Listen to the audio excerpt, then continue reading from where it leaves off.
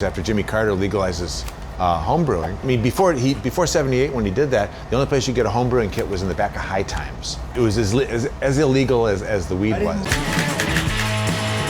The beginnings of the Waldos and the beginnings of Lagunitas with Tony McGee are very intertwined stories.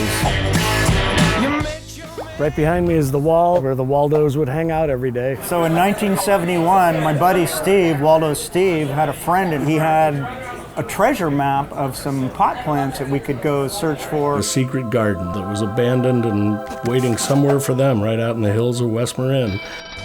The Waldos, they'd meet by the statue of Louis Pasteur at 4:20 every afternoon, and they called it a 420 Louis break. He jumped in one of those 66 Impalas and headed out into the hills to look for that treasure. They didn't find it that day, but they met at the statue every day at the same time, right at 4:20. And they never found the treasure, but from there, it spread across the country, especially the Grateful Dead and their band of merry pranksters kind of started using the term, and it just caught on. The rest, as they say, is history.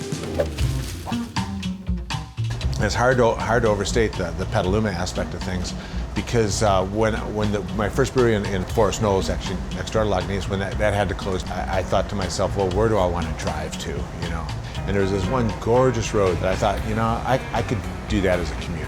I was driving home from Petaluma, and he was driving back in from doing a sales route, and he pulls around. We pulled over one of these turnouts here and started talking about the beer business. And he's like, I just found a place to start bottling. I'm ready to distribute my beer. You guys still interested? And I said, hell yeah, man, let's do this. I think we came up with something in the end that was much broader than either of us would have done on our own. And then years later, High Times did an article on the Waldos. And as I read it, I realized how it all intertwined with the road that they took and the road that Tony was driving. There was a lot of shared history in a lot of ways.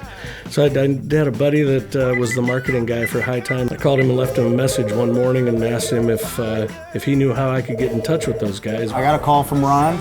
Ron said, hey man, do you and your friends want to maybe get together and brew a beer? I didn't even think. Yeah, we're definitely down on that. Picking out the hops was like smelling weed. We made the strongest, dankest, most hoppy beer we've ever made, and we call it the Waldos Special Ale. So they still come around. Whoever's in town comes every year to help us make it. They come on 420 to help us drink it, and it's good to have friends. Does that smell like 1971 weed?